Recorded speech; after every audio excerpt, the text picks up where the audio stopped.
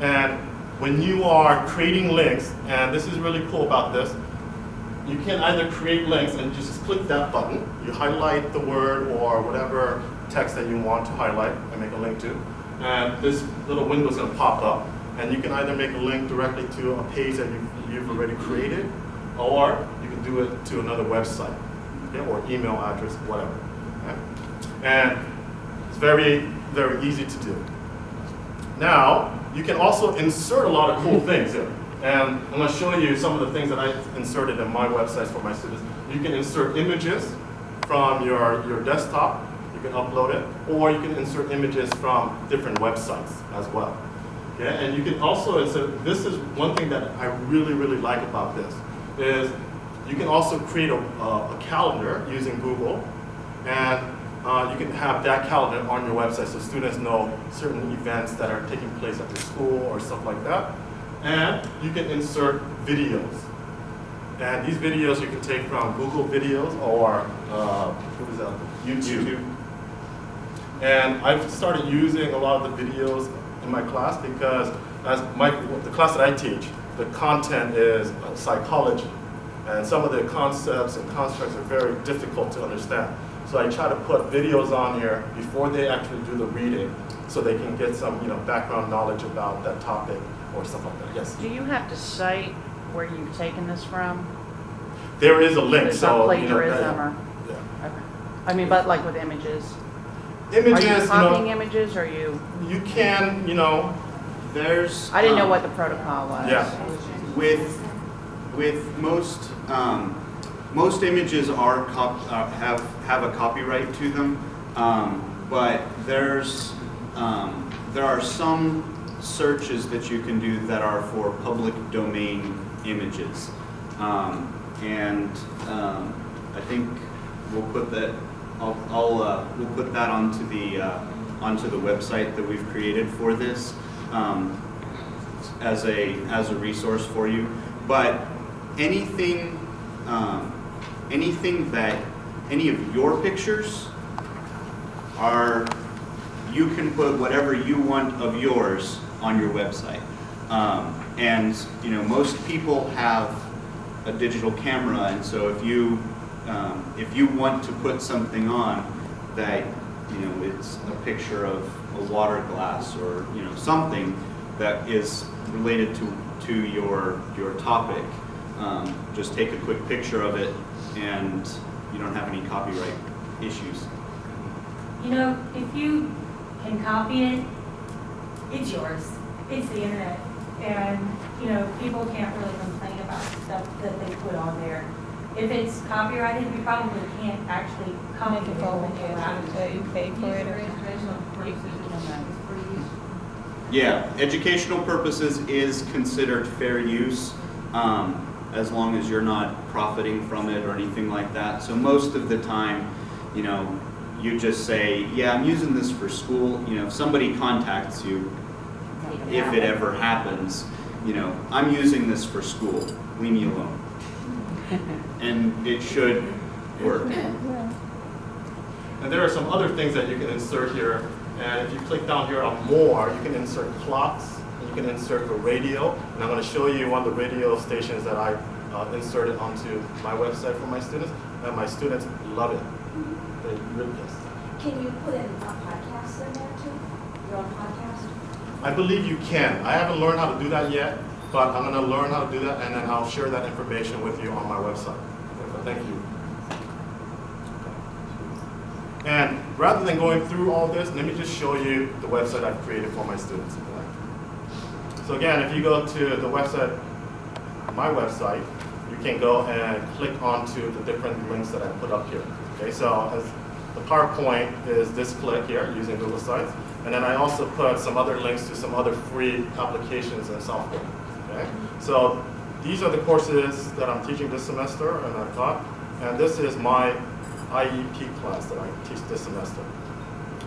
And as you can see, and this image will probably come up better at home, but here, because of that projector, it's messing it up a little bit.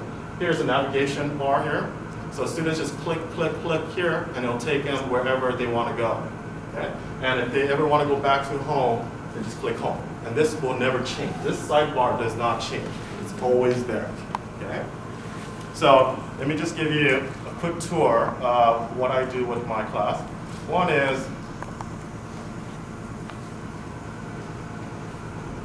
this here. Hear about I've been project playlist. I think it's pretty harmless because it was approved by my colleges, so Okay. I think people that were allowed to let the students use it. It might be possible. I don't know. This is the first time I've heard of that site, so I work I'm with not sure. teenagers. But oh, okay. So, Right. yeah, that'd be It it. depends on WebSense. If your county has it blocked already, you can also request to have it unblocked as an individual teacher. They'll do that for you if you have boundaries. But a lot of the categories in our systems are blocked, total categories. Okay. Read, blah, blah, blah. And like I said, this one was approved. In public schools, yes. Okay. Another thing that I've added here is, I don't know what grade levels you guys teach, but I teach adult students, and my students never come to my office hour ever, unless they're failing to come and beg me to find different ways for them to pass. So what I've done is created a virtual office hour. And this one, all you do is just you can insert Google Talk on here. And I designated Wednesday 7 to 8 p.m. And I designated that hour for my students to chat with me about questions they might have of the reading, about the homework, or some of them just start chatting about other things that aren't related to my class specifically, but maybe related to something that they want to know. Not like my personal life, but other things that they've heard, or maybe I work in Atlanta, and my students hear a lot of language that they don't hear in the classroom, and so they might be very curious about that, and then they ask me to do this. So this is really cool, and my students have taken advantage of this. Sometimes, when I go to the bathroom and I'm away, they get all angry because I'm not there, but I gotta go and take care of business when I have to. But I designate that hour. Yes. I have done this I also tried this with my students, and it completely flopped. They had absolutely no interest in doing the virtual office hours with me. So it may, I guess not. It may depend on, they don't actually have to go anywhere special after school in order to find me in my office, so that may have something to do with it. Their classroom is maybe 10 doors away from my office, so that may have something to do with it, but you never know. But even if not all the students use it, I make it available for them. So it gives them other opportunities to interact with me or ask me questions about things that they're not sure of.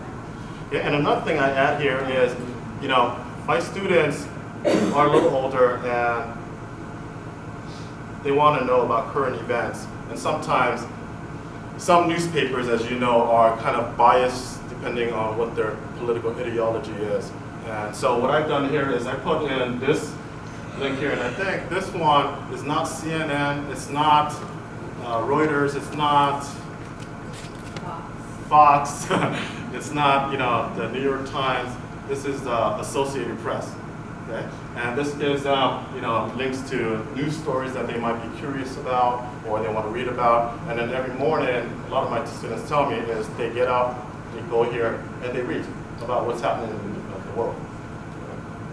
And then also, because the content of this course is psychology, I also put, and it's not coming out good here, but at home it should come out better. I put links to different movies that's related to psychology, and some of them are a little bloody, but my students are older and adults, and they like thrillers and scary movies that I don't really particularly like. So it just links to the trailers? Let's take a look. It links to a site where it gives you kind of an overview of what the movie is about, who stars in it. Is this one, the Internet Movie Database? And so Beautiful Mind, tells you who the director is, the writers, etc. And I think there are little trailers here too. Okay, but I'm going to show you in just a moment a different site that's also free that uses videos for teaching and learning language.